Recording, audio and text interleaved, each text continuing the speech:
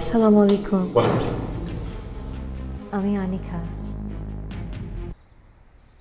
রাফসান আছে? রাফসান তো বাসায় নেই।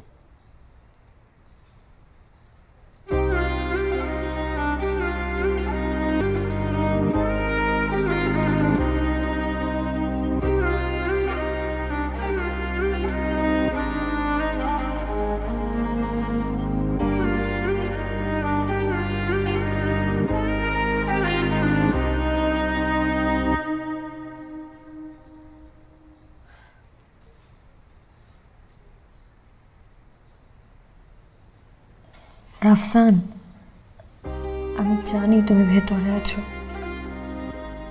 প্লিজ দরজাটা একটু খোলো। আনিকা, তুমি চলে যাও প্লিজ। প্রেম আর ভালোবাসা এক না, এটা আমি জানি।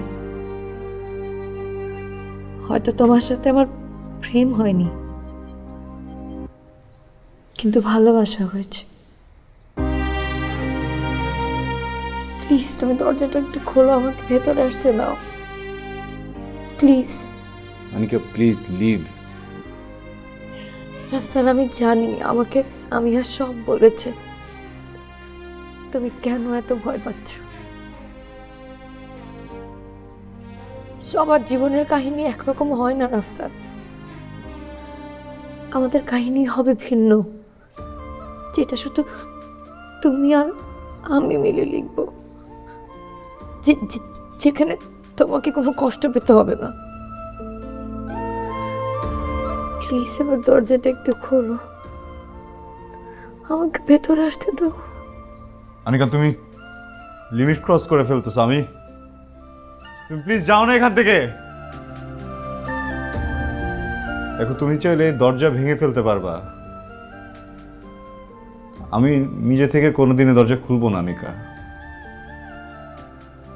এই দরজা কোনোদিন খুলবে না।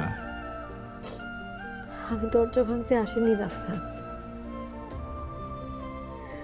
আমি তোমার আর আমার মধ্যে যে দেয়ালটা আছে, সেই দেয়ালটা ভাঙতে এসেছি। তোমার ভয় ভাঙতে এসেছি।